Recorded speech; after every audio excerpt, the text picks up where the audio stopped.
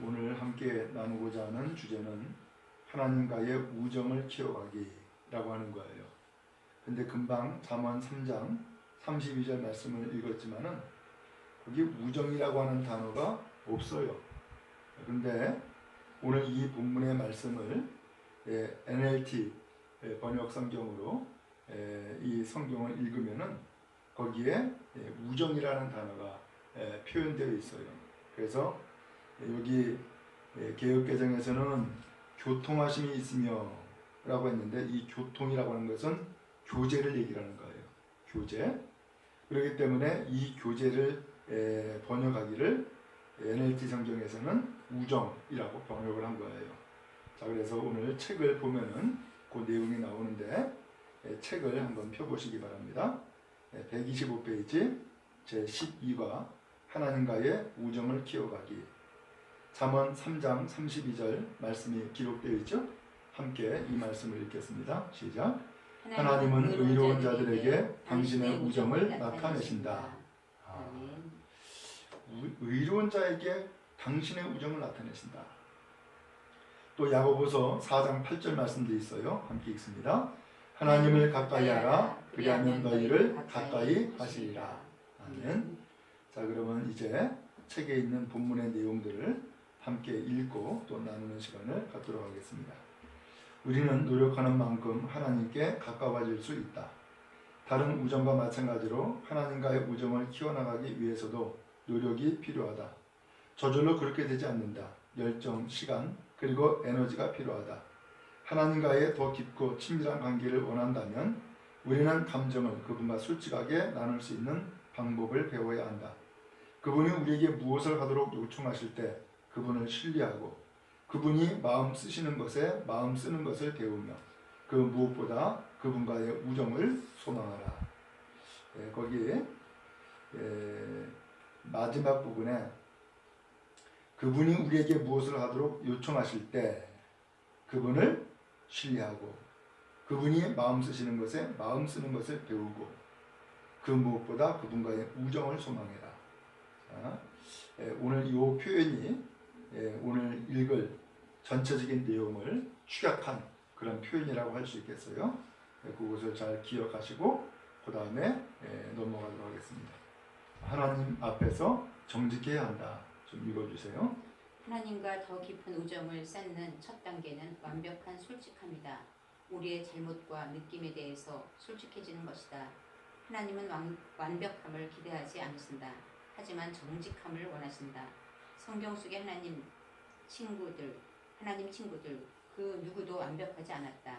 만일 하나님과의 우정에 필요한 것이 완벽함이었다면 우리는 그분의 친구가 될 수 없었다. 다행히 하나님의 은혜로 예수님은 여전히 죄인들의 친구시다. 성경에서 하나님의 친구들은 그들의 감정에 솔직했고 자주 불평했으며 잘못 추측하기도 했고 비난했으며 창조주와 논쟁을 벌이기도 했다. 그러나 하나님은 이러한 솔직함을 문제 삼지 않으셨다. 오히려 격려하셨다. 하나님은 아브라함이 소돔이 멸망당할 것에 대해 질문하고 하나님께 도전하는 것을 허락하셨다.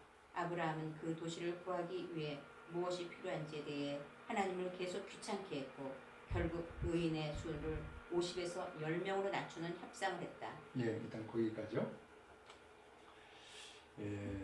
하나님과 우정을 키워나가는 방법, 하나님과의 우정을 더 깊이 하는 방법을 지금 표현하고 있는 거예요. 우리도 하나님과 깊은 우정을 나눌 수 있다면 얼마나 좋겠어요. 지난번에 이야기를 드렸듯이 하나님은 우리와 친구 맺기를 원해요. 근데 우리 사람들은 미처 상상을 할 수 없었던 일이죠. 하나님은 우리와 친구 관계를 맺기를 원하는데 그래서 하나님께서는 이 친구 관계를 더 잘 맺고 더 깊이 있는 우정의 관계를 맺기를 원하시는 거예요. 그러면 어떻게 해야 되느냐? 그 첫 번째가 정직해야 된다는 거예요. 이 정직의 또 다른 표현은 솔직함이죠. 하나님 앞에 솔직하라는 거예요. 정직하라는 거예요. 하나님은 우리에게 기대하는 바가 완벽함이 아니라는 거예요. 하나님이 우리의 기대하는 바는 완벽함이 아니라 정직함을 원한다는 거예요. 자, 그래서 오늘 우리가 이 정직함을 어디서 잘 알 수 있느냐? 친구의 관계에 있어서는 정직하지요. 왜? 속이는 게 없어요. 진정한 친구의 관계에 있어서는 거짓이 없잖아요. 그리고 솔직하게 모든 것을 다 털어놓고 이야기하잖아요. 그게 친구예요. 그런 것처럼 하나님께서도 오늘 우리와 친구 관계를 맺기를 원하시는데 우리 역시도 하나님과 친밀한 관계를 유지하기를 원해요. 그러기 위해서는 뭐 해야 되느냐? 솔직하라는 거예요. 그래서 거기 읽은 본문 그 두 번째 문단에 보면은 성경에서 하나님의 친구들은 그들의 감정에 솔직했대요. 자주 불평했고요. 잘못 생각하기도 했고요. 비난했으며 창조주와 논쟁을 벌이기도 했다는 거예요. 그런데 이것을 우리 하나님은 문제 삼지 않았다는 거예요. 우리는 생각하잖아요. 하나님은 높고 존귀한 분이기 때문에 어떻게 감히 하나님 앞에 대들어? 어떻게 하나님 앞에 따져? 그리고 어떻게 하나님 앞에 화를 내? 그거 있을 수도 없어 라고 생각한단 말이에요. 그런데 하나님은 그것을 솔직함으로 받아들이신다는 거예요. 그리고 그런 것을 문제 삼지 않겠다라고 하는 거예요. 그런 예를 성경에서 몇 가지를 얘기했어요. 그래서 금방 읽은 첫 번째 예로 누구를 얘기했느냐? 아브라함을 얘기한 거예요. 아브라함을. 그래서 이 소돔을 하나님이 멸망시키고자 하죠. 그때에 이 아브라함이 하나님의 그 계획을 가로막은 거예요. 그러면서 이렇게 이야기하죠. 하나님 만약에 그 성에 의인 50명이 있다면 어떻게 하겠습니까? 라고 하면서 질문을 던져요. 사실은 이 질문이 아니라 도전인 거죠. 왜 그 성을 멸망시키냐고. 거기에 그래도 의인이 있을 텐데 왜 의인을 함께 멸망시키고자 하냐고 사실은 하나님 앞에 지금 도전하고 있는 거예요. 근데 하나님은 그 도전을 그야말로 꾸질하거나 나무라지 아니하시고서 받으셨어요. 의인 50명이 있다? 그러면 내가 이 성을 멸하지 않겠다 라고 했어요. 근데 그것이 끝난 것이 아니라 아니 이 아브라함이 40명, 30명, 20명 마지막에는 10명까지 내려가잖아요.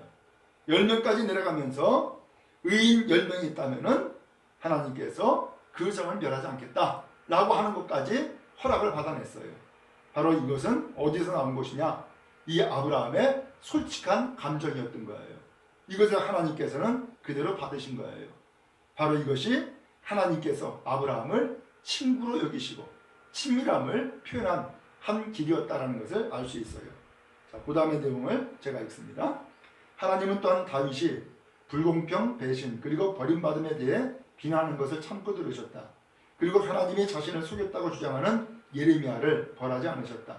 욥은 고난당할 동안 그의 괴로움을 표현할 수 있었고 결국 하나님은 욥의 정직함을 옹호하셨으며 욥의 친구가 정직하지 못한 것을 질책하셨다. 하나님은 그들에게 너희는 나에게 또한 나에게 대해서 솔직하지 않았다. 나의 친구 욥은 그렇지 않았다. 나의 친구 욥은 이제 너희를 위해 기도할 것이고 나는 그의 기도를 들으실 것이다.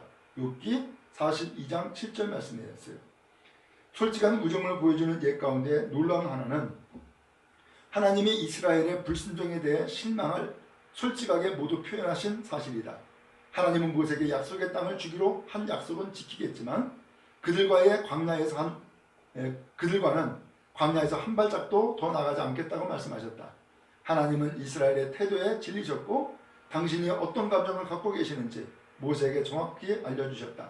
모세는 하나님의 친구로서 또한 솔직하게 대답했다. 주님, 당신은 저에게 이 민족을 이끌고 가라고 말씀하셨지만 누구를 저와 함께 보내실 것인지에 대해서는 알려주지 않으셨습니다. 제가 당신에게 특별한 존재라면 당신의 계획을 제게 보여주십시오. 기억해 주십시오. 이들은 당신의 백성이고 당신의 책임 아래에 있는 사람들입니다. 당신이 이들을 이끌지 않으신다면 지금 당장 이 여정을 취소하십시오. 그렇지 않으면 당신이 이 일에 저와 함께 또 당신의 백성과 함께 하신다는 사실을 어떻게 알 수 있겠습니까? 우리와 함께 가실 겁니까? 아니면 가시지 않을 겁니까? 하나님은 모세에게 말씀하셨다. 알았다. 내가 말한 대로 나는 할 것이다. 내가 너를 잘 알고 너는 내게 특별하기 때문이다. 출애굽기 33장 12절부터 17절까지의 말씀의 내용이에요. 자, 일단 여기까지 보면 오늘 하나님도 오늘 모세에게 어떻게 했어요? 솔직히 했어요. 숨김이 없었어요. 내 이 백성들은 멸하겠다. 하나님이 워낙 화가 나셨고 분노하셨어요. 그래서 멸하겠다는 거예요. 그때에 이 모세가 또 하나님 앞에 솔직하게 이야기하죠. 어떻게 하시려고 합니까? 이 백성이 당신의 하나님 아닙니까? 당신의 백성 아닙니까? 그리고 이 백성들을 여기에서 멸하신다 그러면은 저 세상 사람들이 야 너희 하나님은 너희를 죽이려고 광야로 끌어냈구나 라고 말할 것 아닙니까? 그러면서 하나님 앞에 막 하소연을 하고 따져요. 여기에서는 보다 분명하게 이야기하죠. 당장 이 여정을 취소하십시오. 그러면서 우리와 함께 가실 겁니까? 안 가실 겁니까? 라고 따지듯이 이렇게 설명을 해놨어요. 어떻게 보면 이 성경 번역이 지금 이것을 표현한 것이 어떻게 보면 더 하나님의 어떤 표현, 하나님의 감정을 잘 표현한 것이라고도 할 수 있겠어요. 근데 하나님은 이렇게 따지고 달려드는 모세의 이야기를 다 들으시고서 알았다고 하죠. 네가 말한 대로 내가 시행하겠다라고 이야기하세요. 왜 그래요? 하나님은 모세를 신뢰했어요. 또 이 모세는 하나님께서는 이 모세를 친구처럼 여기셨어요. 친밀하게 여기셨어요. 그래서 그의 이야기를 하나님은 그대로 다 받아주신 거예요. 하나님이 우리에게 이와 같이 되길 원해요. 그래서 오늘 우리가 어떤 형식을 가지고서 하나님 앞에 기도할 때에 하나님을 찬양하고 그 다음에 영광을 돌리고 감사하고 간구하고 이런 절차가 아니라 그저 나에게 있는 솔직함의 감정들을 그대로도 하나님 앞에 이야기할 때에 하나님께서는 우리의 기도를 보다 분명하게 들으시고 그리고 오늘 우리에게 필요에 따라서는 위로도 해주시고 오늘 우리의 부탁도 들어주시고 또 하나님의 뜻을 나타내 주시고 그러면서 하나님과 더 친밀한 가까운 관계를 이끌어 나가실 거예요. 오늘 그런 의미에서 오늘 우리는 하나님 앞에 정직해야 된다라고 하는 것을 여기서 제시하고 있는데 우리가 기도할 때에도 하나님과 대화를 나눌 때에도 하나님 앞에서 내 감정을 표현할 때에도 정직하게 표현하는 것이 참 중요하구나라는 것을 다시 한번 깨달아 알게 되죠. 자, 그 다음에 또 읽어주세요. 하나님이 이처럼 솔직하고 극도로 정직한 우리를 감당하실 수 있을까? 물론이다. 진정한 우정은 숨김없이 털어놓는 이야기들을 바탕으로 이루어진다. 뻔뻔스럽거나 모렴치한 것처럼 보이는 것도 하나님께는 솔직함으로 보여진다. 하나님은 친구들의 열정적인 말에 귀 기울이신다. 그분은 예측 가능하고 경건한 상투적인 표현에 질리셨다. 하나님의 친구가 되기 위해서 우리는 크리스천으로서 느끼고 말해야 한다고 생각하는 것들을 가지고 하나님과 이야기하는 것이 아니라 지금 정말로 느끼는 것들을 가지고 하나님과 이야기하고 공유해야 한다. 지금까지 우리의 삶 가운데 속았다고 느꼈거나 실망했던 부분들에 대해서 숨기고 있던 하나님에 대한 원망이나 분노를 고백해야 할 때도 있을 것이다. 하나님이 우리 삶에서 모든 것을 합력하여 선을 이루신다는 사실을 깨달을 만큼 성숙하기 전까지는 우리 모두가 외모, 배경, 응답받지 못한 기도, 과거의 상처, 그리고 우리가 하나님이라면 바꿨을 여러 가지 것들에 대해서 하나님께 분노를 품고 있을 것이다. 사람들은 때때로 다른 사람들에게서 받은 상처를 가지고 하나님을 원망하기도 한다. 이것이 바로 윌리엄 바커스가 말하는 하나님과 우리 사이에 숨겨진 틈을 만드는 것이다. 원하는 하나님과의 우정을 가로막는 가장 큰 장벽이다. 그분이 나에게 이것을 허락하셨다면 내가 왜 그분과 친구가 되어야 하지? 물론 이에 대한 해결책은 우리에게 고통스럽고 이해가 되지 않는 상황이라 하더라도 하나님은 항상 우리에게 가장 좋은 방향으로 일하신다는 것을 믿는 것이다. 하지만 분노를 표출하고 우리의 감정을 드러내는 것이 시위의 첫 단계다. 하나님께 느끼는 것을 모두 표현하라. 우리가 온전히 솔직하게 하시려고 하나님은 우리에게 시편을 주셨다. 시편은 예배 매뉴얼이고 고함, 한탄, 의심, 두려움, 분노, 깊은 열정, 감사, 찬양, 그리고 믿음의 말들이 모두 들어있다. 시편엔 우리가 가질 수 있는 모든 감정이 표현되어 있다. 다윗과 다른 사람들의 감정적인 고백을 읽으면서 이것이 하나님이 원하시는 예배의 모습이라는 것을 알아야 한다. 우리의 감정을 하나도 숨기지 말아야 한다. 다윗과 같이 기도하면 된다. 내가 내 원통함을 그 앞에 토하며 내 우환을 그 앞에 진술하는도다. 내 심령이 속에서 상할 때에도 주께서 내 길을 아셨나이다. 하나님의 가장 가까운 친구들인 모세, 다윗, 아브라함, 욥 그리고 그 외의 사람들이 밀려오는 의심과 싸운 적이 있다는 사실은 우리에게 희망을 준다. 하지만 그들은 그 의심을 상투적이고 종교적인 말들로 덮어버리기보다 공개적으로 모든 것을 솔직하게 이야기했다. 의심을 표현하는 것은 때때로 하나님과 한 단계 더 친밀해질 수 있는 첫걸음이 된다. 예, 잘 읽으셨어요? 정직해야 된다라고 하는 것을 계속해서 지금 연결해서 지금 표현을 하고 있어요. 하나님 앞에 이렇게 솔직해도 될까? 하나님이 우리의 감정을 감당하실까? 그렇다는 거예요. 그러니까 걱정하지 말고 염려하지 말고 다 털어놓으라는 거예요. 그러면 하나님께서 그것을 다 받으시겠다는 거예요. 그래서 우리는 때에 따라서 하나님을 원망할 수도 있고 또한 하나님 앞에 분노를 품을 수도 있어요. 예를 들면 뜻하지 아니하게 내가 사랑하는 자식을 예를 들면 잃었다. 그러면 어떻게 돼요? 원망할 수 있죠. 그러면서 하나님 이럴 수가 있냐고. 그렇게 이럴 수가 있냐라고 하는 것은 원망이기도 하지만은 또 한편으로는 그렇게 원망할 수 있는 하나님에 대한 신뢰의 마음이 담겨 있는 거예요. 하나님은 분명히 살아계신데 왜 이런 일이 나에게 있느냐라고 하는 것을 감정적으로 표현하는 거죠. 그런데요, 이 감정의 표현이 바로 나를 치료하는 치유의 첫걸음이라는 거예요. 감정의 표현이. 그래서 하나님은 하나님 앞에서 그 감정을 표현하는 것을 나무라지 않으시는 거예요. 그것을 오히려 받으시는 거예요. 그래서 시편에도 보면은 다윗이 지은 시가 참 많지요. 근데 거기에 보면은 원수를 하나님 앞에 가말로 멸해달라고 그러면서 원수에 대한 보복을 하나님 앞에 간구하는 내용들이 나와요. 야, 이거 어떻게 성경에 이런 내용이 다 있지? 라고 생각할 수 있을 거예요. 그런데 그것은 다윗의 솔직한 심정이에요. 솔직한 심정이에요. 그래서 하나님은 그 다윗의 솔직한 심정을 다 받으신 거예요. 네가 그렇게 속상했구나. 네가 그렇게 가슴 아파하는구나. 네가 그렇게 고통스러워하는구나. 그러면서 하나님은 그것을 다 받으시는 거예요. 그런데 이러한 하나님 앞에서의 그 감정적인 솔직함이 바로 예배의 모습이라는 거예요. 예배는 어떤 가식이 아니라는 거죠. 예배는 어떤 형식이 아니라는 거예요. 예배는 어떤 의식도 아니고 어떤 순서에 따라서 따라가는 그런 절차도 아니라는 거예요. 예배는 하나님 앞에 더 가까이 나가는 것인데 그 하나님 앞에 가까이 나갈 때에 오늘 우리의 감정적인 솔직함이 생기지 아니하고 가까이 나가는 것은 안 되는 거죠. 사람과도 그렇잖아요. 누구와 친밀해져요? 감정이 솔직한 사람과 더 친밀해져요. 그런데 감정을 감추는 사람이 있어요. 소위 말하면 이면적인 사람이 있는 거죠. 그러면 어떻게 돼요? 결코 가까워지질 않아요. 오늘 성경에서 하나님은 오늘 우리에게 이와 같은 거예요.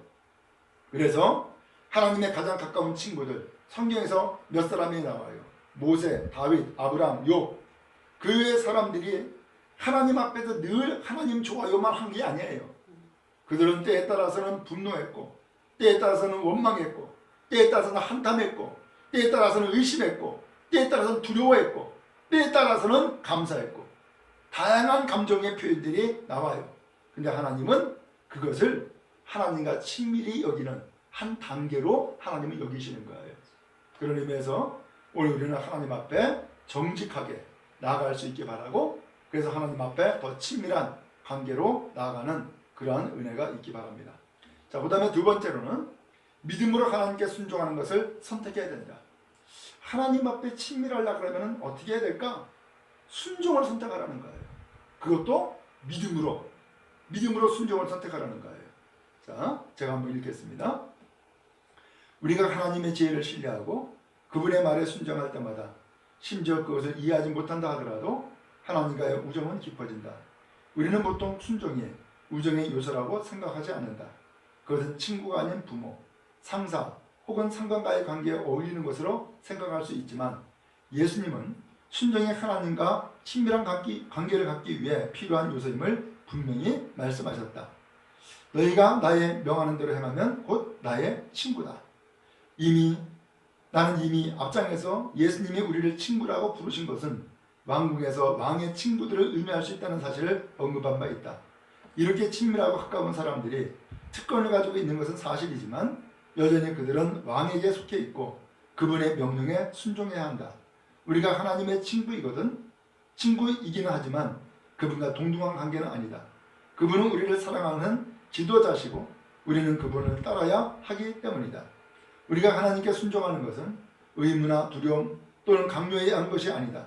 대신 그분에 대한 사랑과 하나님은 오늘 우리에게 가장 좋은 것이 무엇인지 알고 계신다는 믿음에서 순종하는 것이다. 그분이 우리에게 해주신 모든 것에 감사하는 마음으로 그리스도를 따르기 원하는 것이고 우리가 더 가까이 따를수록 하나님과의 우정은 더 깊어지는 것이다.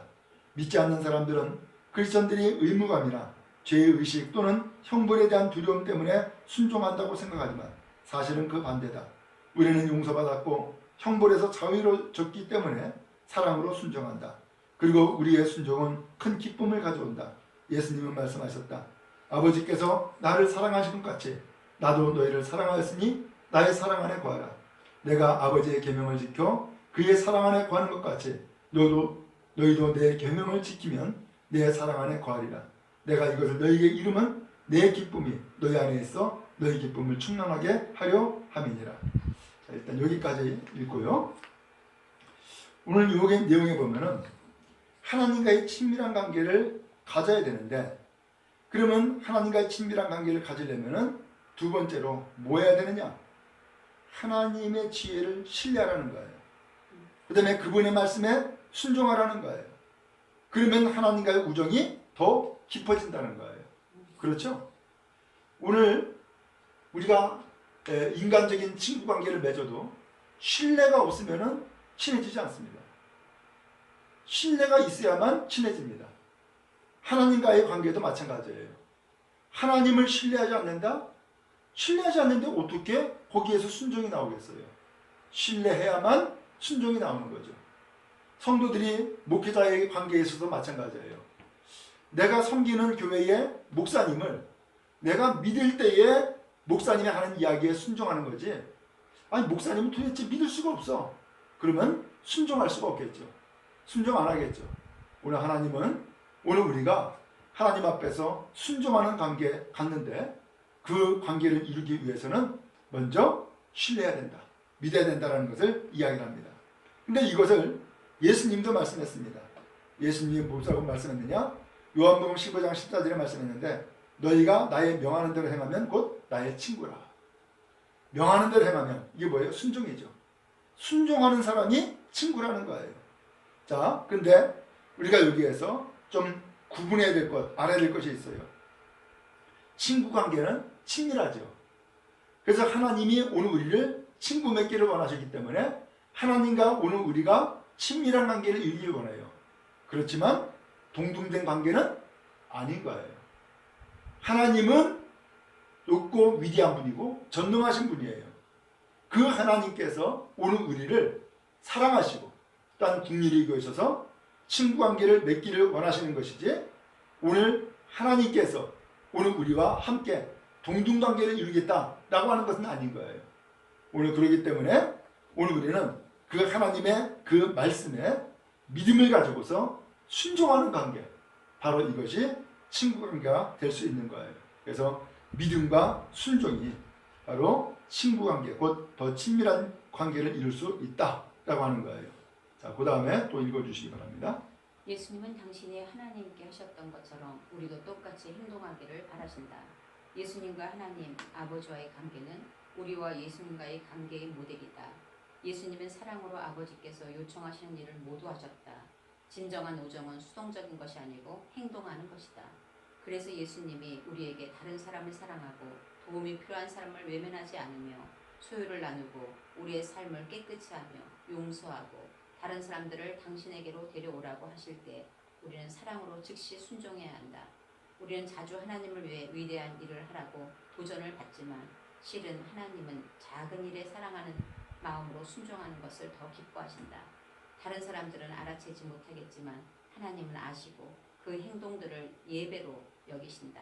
위대한 기회는 일생에 한 번밖에 오지 않을 수도 있지만 작은 기회들은 항상 우리 주위에서 찾아볼 수 있다.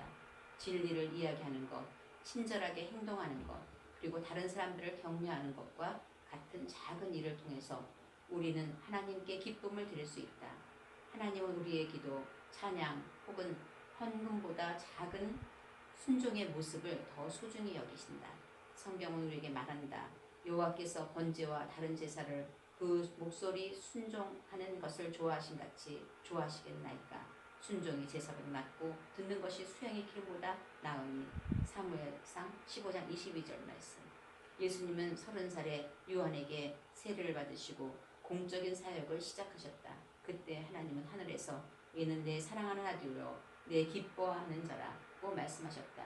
30년 동안 예수님은 무엇을 하셨길래 하나님을 그토록 기쁘게 하셨을까? 성경에서는 그 시간에 대해서 한 구절밖에는 이야기하지 않는다. 누가복음 2장 52절이다. 예수께서 한 가지로 내려가사 나사렛에 이르러 순종하여 받드시더라. 하나님께 기쁨을 드리며 산 30년의 세월이 순종하며 사셨다라는 두 단어로 요약된 것이다. 예. 저기 읽은 중간에 보면은 우리는 자주 하나님을 위해 위대한 일을 하라고 도전을 받지만 실은 하나님은 작은 일에 사랑하는 마음으로 순종하는 것을 더 기뻐하신다. 이렇게 표현을 했어요. 우리가 그런 마음을 가질 때가 있죠. 하나님께 위대한 일을 좀 해야겠구나. 그런 마음을 가질 때가 있어요. 그런데 사실 하나님은 무엇을 더 기뻐하느냐? 작은 일에 순종하는 것을 더 기뻐한다는 거예요. 그 작은 일은 뭐예요? 우리의 일상에서 이루어질 수 있는 일들, 일상에서 행할 수 있는 일들을 다 여러 가지로 표현하고 있는 거예요. 예를 들어서 복음을 전하는 것, 친절하게 행동하는 것, 다른 사람을 격려하는 것, 작은 일을 통해서 우리 하나님 앞에 다 기쁨을 드릴 수 있다는 거예요. 그래서 오늘 하나님은 우리의 기도, 찬양 혹은 헌금보다 작은 순종의 모습을 더 소중히 여긴다. 이렇게 표현을 했어요. 사무엘상 15장 22절에도 말씀을 했죠. 여호와께 번제와 다른 제사를 그 목소리 순종하는 것을 좋아하신 같이 좋아하시겠나이까. 순종의 제사보다 낫고 듣는 것이 수양의 기름보다 나으니. 누구한테 한 얘기예요? 사무엘 선지자가 사울왕에게 한 얘기였어요. 왜냐하면 사울이 하나님의 말씀에 거역했기 때문이었어요. 오늘 그렇게 해서 거역하는 이 사울을 사무엘 선지자가 책망을 하면서 이 말씀을 한 거예요. 우리도 마찬가지예요. 우리는 위대한 어떤 큰 일을 하려고 하는 것이 아니라 작은 일이라 할지라도 항상 순종하는 삶이 사실은 하나님 앞에 더 기쁨이 되는 것이고 더 복된 일, 좋은 일이다라고 하는 것을 우리는 성경을 통해서 알 수 있어요. 예수님이 세례를 받으셨는데 하늘에서 말씀이 내려졌어요. 이는 내 사랑하는 아들이요 내 기뻐하는 자다 라고 한 거예요. 이렇게 딱 말씀이 딱 한마디로 딱 정리가 돼서 끝났는데, 근데 왜 내가 사랑하는 아들이고 내가 왜 기뻐하는지 그 이유가 나오는 거예요. 근데 누가복음 2장 51절에 힌트로 말씀이 나왔어요. 예수께서 한 가지로 내려가사 나사렛에 이르러 순종하여 받드시더라. 예수님이 뭐 했다고요? 순종하며 받들었다는 거예요. 오늘 예수님께서는 하나님께 기쁨을 드리며 30년의 세월을 순종하며 사셨다라고 하는 이 두 가지 단어로 요약할 수 있다는 거예요. 참 그렇죠? 간혹 어른들 보면, 부모들을 보면은 그런 얘기를 해요. 내가 평생 이렇게 내 자식을 키웠는데 이 자식은 한 번도 부모 말에 거역한 적이 없다. 그런 얘기를 하는 경우가 있어요. 그럼 뭐예요? 그만큼 순종 잘했다는 얘기고 그만큼 부모는 그 순종하는 자녀를 신뢰한다. 그런 뜻이죠. 오늘 세상의 부모도 그렇게 순종하는 것을 기뻐해요. 하물며 하늘에 계신 우리 하나님께서 누구를 기뻐하느냐? 순종하는 자녀를 기뻐하는 거예요. 그래서 하나님도 예수님을 향하여서 이는 내 사랑하는 아들이요 내 기뻐하는 자다 라고 했던 것은 예수님께서 30년의 세월 동안 늘 순종했다는 것을 말씀하고 있는 것이다 라는 거예요. 실제로 예수님은 공생의 사역을 사실 때에 언제나 말씀을 이루기 위해서, 하나님의 말씀을 이루기 위해서 그는 순종의 길을 갔어요. 그래서 그 순종의 극치는 바로 십자가의 죽음이죠. 사실 그때 예수님이 자기의 솔직한 신종을 이야기를 했어요. 아버지여, 이 잔을 내게서 지나가게 하옵소서. 그러나 나의 원대로 마옵시고 아버지의 원대로 되기를 원합니다 라는 얘기를 했어요. 인간적인 마음으로는 이 잔 피하고 싶다는 거예요. 그렇지만 하나님의 뜻이라면 순종하겠습니다 라고 이야기를 했어요. 또 예수님이 태어날 때에 어머니 마리아도 똑같이 순종을 했어요. 주의 계집종이오니 주의 뜻대로 내게 이루어지이다. 주의 말씀대로 내게 이루어지이다 하면서 순종했어요. 결국은 순종이 위대한 사역이었고 바로 순종이 하나님 앞에 가장 큰 기쁨이 되었던 것이고 또한 순종이 하나님의 뜻을 이루는 최고의 첩격이었다는 것을 알 수 있어요. 하나님 앞에 친밀한 관계를 우리는 이루기를 원해요. 그러기 위해서는 여기 본문에서 뭘 얘기하고 있어요? 순종해라. 순종해라. 이것을 이야기를 하고 있어요. 그 다음에 세 번째예요. 하나님이 소중히 여기시는 것을 소중히 여겨야 한다 라고 했어요. 또 읽어주시기 바랍니다. 이것이 친구의 모습이다. 상대방에게 중요한 것에 대해 함께 마음을 쓴다. 하나님의 진정한 친구가 될수록 하나님의 신경 쓰시는 부분들에 대해서 신경 쓰고 하나님이 슬퍼하시는 문제들에 대해 함께 슬퍼하며 하나님을 기쁘시게 하는 것에 대해 함께 기뻐하게 될 것이다. 이것의 가장 좋은 예는 바울이다. 하나님의 간신거리는 그의 간신거리였고 하나님의 열정이 그의 열정이었다. 내가 하나님의 열심으로 너희를 위하여 열심 내노니 내가 너희를 정결한 처녀로 한 남편인 그리스도께 드리려고 중매함이로다. 다윗도 마찬가지였다. 주의 집에 대한 열정이 제 안에서도 타고 있습니다. 그러니 당신을 모욕하는 자는 저 또한 모욕하는 것입니다. 하나님이 가장 관심을 기울이시는 것은 무엇일까? 그분의 백성을 되찾는 것이다. 잃어버린 모든 자녀들을 찾는 것이다. 예수님이 이 땅에 오신 이유가 그 때문이다. 하나님의 마음에 가장 소중한 것이 당신의 아들의 죽음이다. 두 번째는 하나님의 자녀들이 예수님의 죽음에 관한 이야기를 다른 사람들에게 전하는 것이다. 하나님의 친구가 되기 위해서 우리는 하나님이 걱정하시는 잃어버린 세계에 대해서 함께 걱정해야 한다.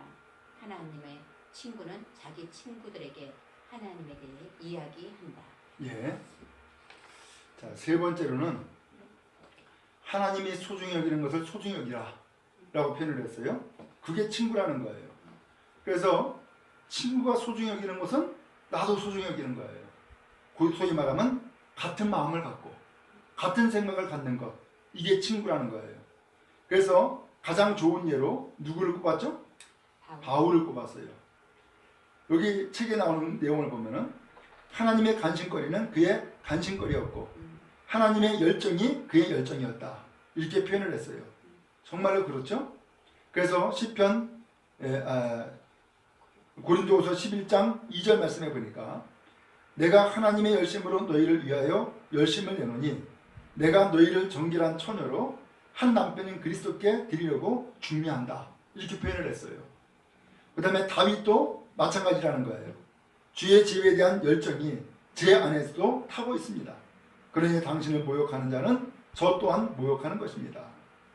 오늘 다윗은 하나님과 같은 마음을 가지고 있는 거예요. 만약에 하나님을 모욕한다 그러면은 그 자는 나를 모욕하는 거랑 똑같다는 거예요. 그러면서 같은 마음을 가졌어요. 오늘 그러니 이러한 다윗, 이러한 바울, 하나님이 얼마나 기뻐하겠어요. 그리고 얼마나 친구로 여기면서 친밀하게 여기겠어요. 네, 중요한 것은 하나님과 친밀한 관계, 친구를 잘 이뤄나가려고 한다면 같은 마음을 가져라, 같은 생각을 품어라 라고 하는 거예요. 자, 그래서 이제 하나님이 가장 관심 갖는 부분이 뭘까? 라고 하는 거예요. 그것은 첫 번째로 당신의 백성을 되찾는 거라는 거예요. 잃어버린 자식 찾는 거라는 거예요. 이게 하나님의 관심사의 첫 번째라는 거예요. 그 다음에 두 번째로는 예수님을 전해주는 거라는 거예요. 예수님을 전해주는 거. 이게 두 번째 관심사라는 거예요. 그래서 하나님은 잃어버린 자를 찾기를 원해요. 지금 세상에서도 보면은 간혹 자식을 잃어버렸는데 지금까지도 못 찾는 사람이 있어요. 수십 년 동안. 그 사람은 이 자식이 생사를 알 수가 없고 어떻게 된지 알 수가 없으니까는 더 힘들다는 거예요. 더 괴롭다는 거예요. 그러면서 평생을 통하여서 그 잃어버린 자식을 다시금 찾는 것이 그의 소원이고 그의 꿈이고 그의 살아갈 이유가 되는 거예요. 하나님도 마찬가지였어요. 하나님이 가장 관심을 가지고 있는 게 뭘까? 잃어버린 자식 찾는 거. 바로 그거라는 거예요. 세상에 보면은 잃어버린 자식 많죠? 하나님 앞에 나왔다가도 하나님을 떠난 사람들 다 잃어버린 자식이죠. 하나님이 택하시고 부르셨는데도 불구하고 하나님 앞에 나오지 못하는 사람들 다 잃어버린 자식들이죠. 하나님은 그런 잃어버린 자식들을 찾느냐고 마음을 쏟고 있는 거예요. 그래서 두 번째로는 예수님을 사람들에게 전해주는 것, 이것을 또한 기뻐한다는 거예요. 왜냐? 예수님은 잃어버린 자를 찾도록 예수님은 다리가 되어주었고 그 다음에 또한 예수님은 제물이 되어주었기 때문에 하나님이 예수님을 너무너무 기뻐하세요. 근데 그 예수님을 사람들에게 이야기해준다. 하나님이 기뻐하는 거예요. 그래서 저도 보면 우리 성도들이 예를 들어서 우리 목사님 이래서 좋아 하면서 사람들에게 이야기하면 제 기분이 좋을까 나쁠까요? 좋지요. 그러면서 저 사람은 혹은 저 성도는 나와 신뢰의 관계를 가지고 있구나. 이렇게 제가 느끼는 거예요. 근데 그러지 않냐고서 예배 끝나고 나서 뒤에서 궁시렁궁시렁 하면서 다른 얘기를 하고 있다. 그럼 뭐예요? 저 사람은 나랑 신뢰의 관계를 갖지 못하고 있는 거구나 라고 이제 제가 생각하게 되죠. 오늘 그런 것처럼 오늘 하나님 앞에서 하나님의 관심거리가 나의 관심거리가 되고 하나님의 열정이 나의 열정이 된다면 그것은 가장 친밀한 친구의 관계가 될 수 있을 거예요. 그 다음에 네 번째예요. 우리는 그 무엇보다 하나님과의 우정을 소망해야 한다. 제가 또 읽겠습니다. 시편은 소망의 일을 많이 제시하고 있다. 다윗은 무엇보다 하나님을 아는 것을 열망했다. 그는 동경, 사모, 목마름, 갈망과 같은 단어들을 사용하며 하나님을 정말 간절히 원했다. 그는 내가 여호와께 청하였던 한 가지 일, 곧 그것을 구하리니 곧 나로 내 생전에 여호와의 집에 거하여 여호와의 아름다움을 앙망하며 그 전에서 사모하게 하실 것이라. 또 다른 시편에서 그는 주의 인자가 생명보다 나음으로 라고 했다. 야곱은 하나님이 그의 삶에 은혜를 베풀어 주실 것을 너무나 간절히 원한 나머지 밤새도록 하나님과 흙에서 뒹굴며 씨름했다. 그래서 당신이 내게 축복하지 아니하면 가게 하지 아니하겠나이다 라고 말했다. 그 이야기가 놀라운 이유 가운데 하나는 전능하신 하나님이 야곱이 승리하게 하셨다는 것이다. 하나님은 우리가 그야 몸싸움을 한다고 해서 불쾌하지 않으신다. 왜냐하면 몸싸움을 하려면 개인적인 접촉이 있어야 하고 이를 통해 더 가까워질 수 있기 때문이다. 그것은 또한 열정적인 행동이며 하나님은 우리가 당신에게 열정을 품는 것을 좋아하신다. 자, 여기까지 보면은 하나님과의 우정을 소망해야 된다라고 이제 네 번째로 이야기를 했는데 하나님과의 우정을 소망하는 사람으로 누구를 제시했죠? 다윗을 얘기했어요. 이 다윗은 무엇보다 하나님을 아는 것을 열망했다는 거예요. 어떻게 알 수 있느냐? 시편 27편 4절에 그가 이렇게 이야기했어요. 내가 하나님 여호와께 청하였던 한 가지 일, 곧 그것을 구하리니 곧 나로 내 생전에 여호와의 집에 거하여 여호와의 아름다움을 앙망하며 그 전에서 사모하게 하실 것이다. 오늘 이 다윗은 평생을 통하여서 하나님을 사모했어요. 정말로 하나님을 구하고 하나님을 찾았어요. 오늘 그 결과 하나님께서는 이 다윗을 사랑했고 또한 이 다윗을 하나님이 축복했던 거예요. 야곱도 마찬가지였어요. 야곱도 그의 삶에 하나님께서 은혜를 베풀어 줄 것을 간절히 원했어요. 왜 그랬을까? 그 이유는 그가 20년 동안 아버지의 집을 떠났어요. 20년 동안 그의 형과 결별을 했고 원수 관계가 됐어요. 이 야곱은 그 형과의 관계를 다시 한번 회복하기를 원했어요. 그래야만 아버지께 나갈 수 있었어요. 그래서 그의 평생에 정말로 큰 짐덩어리, 그 짐덩어리가 다른 것이 아닌 형과의 관계였어요. 근데 이 형과의 관계를 통하여서 이 야곱은 이 하나님이 은혜를 베풀어 주지 않냐면은 이건 이룰 수가 없다. 해결할 수 없다는 것을 깨달아 알았어요. 그래서 그는 야복나루에서 밤새도록 하나님 앞에 씨름을 했죠. 근데 밤새도록 이 씨름하는데 하나님이 이 야곱을 이긴 것이 아니라 하나님이 이 야곱에게 져주시는 거예요. 그리고서는 하나님이 내가 졌다. 그러면서 이 야곱을 오히려 축복을 하는 거예요. 그것이 이름을 바꿔준 것이고, 또한 이름을 바꿔준 것은 그의 삶, 그의 운명을 바꿔준 거죠. 여러분, 그래요. 오늘 우리가 강력하게 소망하면 소망할수록 우리는 하나님 앞에서 씨름하는 것도 마다하지 않아요. 오늘 우리에게 정말로 반드시 이루어져야 될 기도 제목이 있다. 그러면서 밤새도록 기도할 때가 있잖아요. 울고 불고 하면서 기도할 때가 있는데, 그때 하나님께서는 야곱에게 마치 져주는 것처럼 오늘 우리에게 손을 들어주시고, 그래, 네 소원대로 내가 해주마, 네가 원하는 대로 내가 이루어주마 라고 손 들어주지 않겠어요? 그건 왜 그래요? 오늘 하나님이 그렇게 해서 울부짖고 하나님 앞에 씨름하는 오늘 우리를 하나님은 기뻐하시고, 또한 오늘 우리를 가까이 하시기 때문이고, 그로 인하여서 하나님께서는 오늘 우리에게 더 하나님께서 가까이 하시면서 우리의 소원을 들어주시는 거예요. 자, 그 다음에 바울, 그 다음에 읽어주시기 바랍니다. 바울 또한 하나님과의 우정에 매우 열정적인 사람이었다. 그것이 그의 최우선 순위였고 그의 중심이었으며 삶의 목표였다. 이러한 이유로 하나님은 바울을 아주 중요한 일들에 사용하셨다. 영어 성경은 나의 확고한 목표는 그분을 알고 그분과 더 깊은 관계를 맺으며 그분과 더 친밀해지고 그분의 인격의 놀라운 부분을 더욱 많이 그리고 명확하게 이해하고 알고 인식하는 것이다 라고 말하며 바울의 뜨거운 열정을 잘 표현하고 있다. 우리가 원하는 만큼 하나님과 가까워질 수 있다는 것은 사실이다. 즉 하나님과의 친밀한 관계는 우연이 아닌 우리의 선택이며 우리가 의도적으로 추구해야 하는 것이다. 당신은 그 어떤 것보다 하나님과의 관계를 원하는가? 당신이 가치를 두고 있는 것은 무엇인가? 당신이 가지고 있는 가치는 다른 것들을 포기할 만한 가치가 있는가?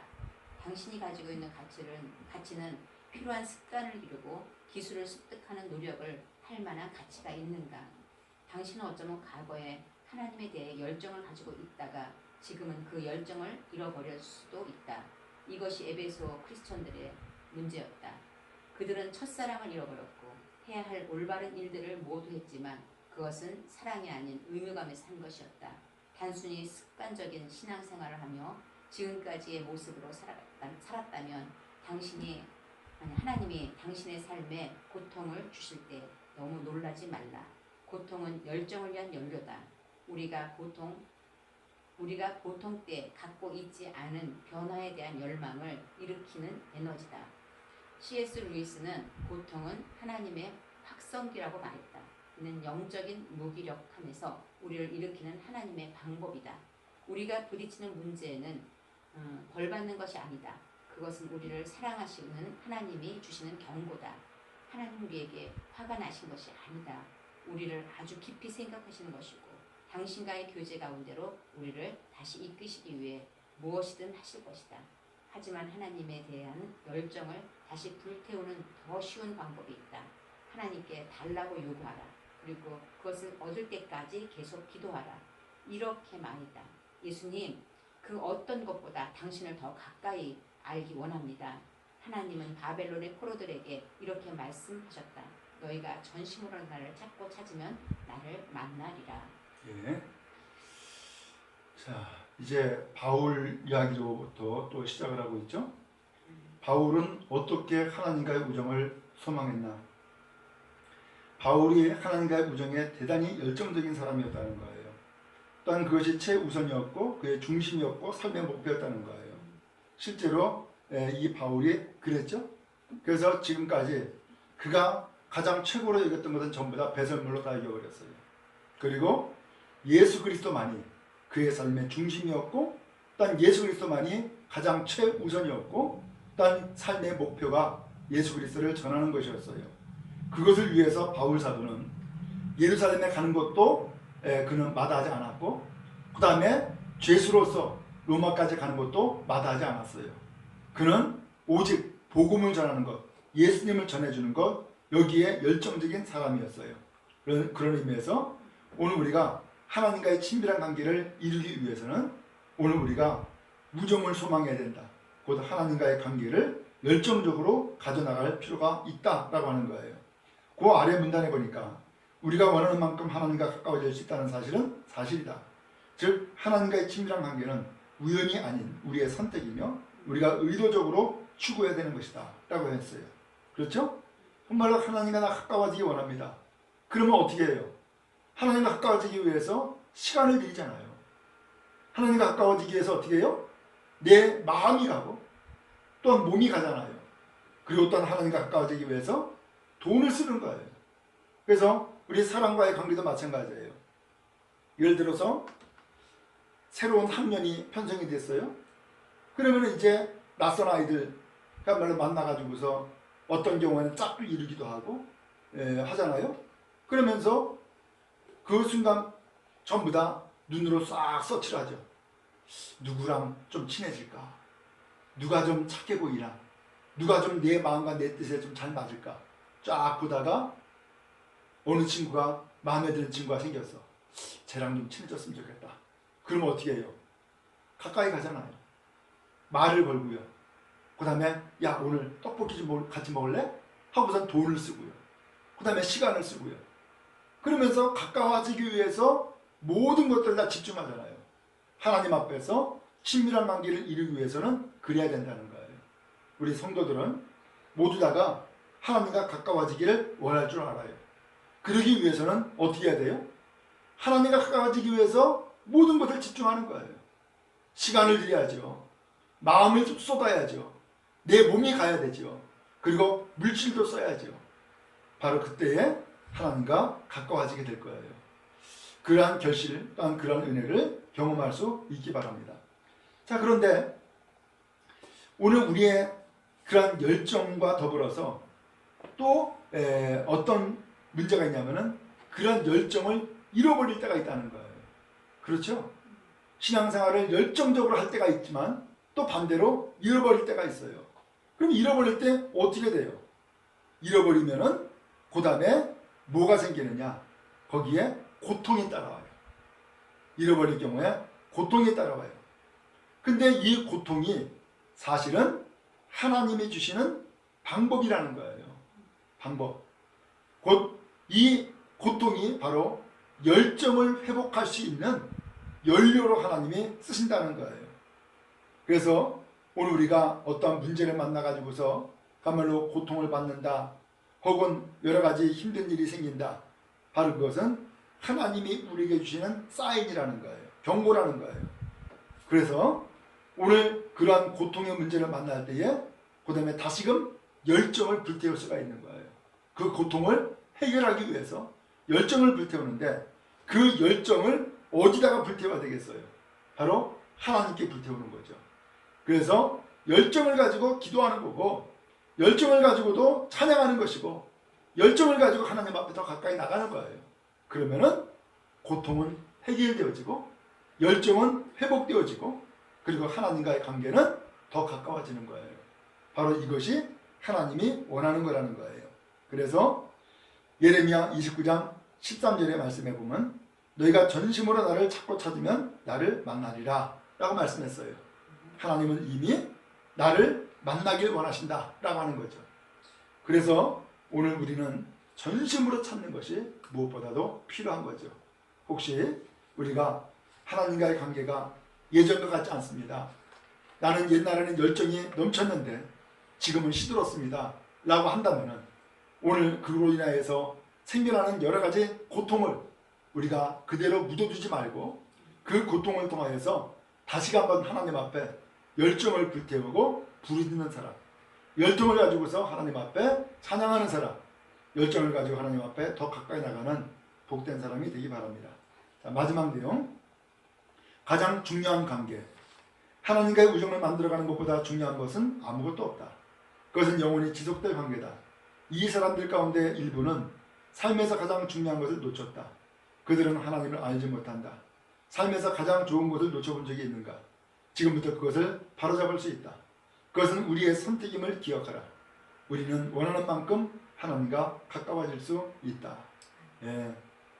하나님과 관계를 회복하는 것, 하나님과 우정을 만들어가는 것, 이거보다 중요한 게 없다는 거예요. 그러니까 이것은 우리의 선택이 될 수 있어요. 그래서 오늘 우리가 하나님과의 관계를 가장 중요하게 생각을 하고, 그래서 하나님과의 우정을 만들어가는 일을 가장 우선적으로 생각을 하고, 다시 한번 회복되는 그러한 길을 우리 함께 갈 수 있기를 바랍니다.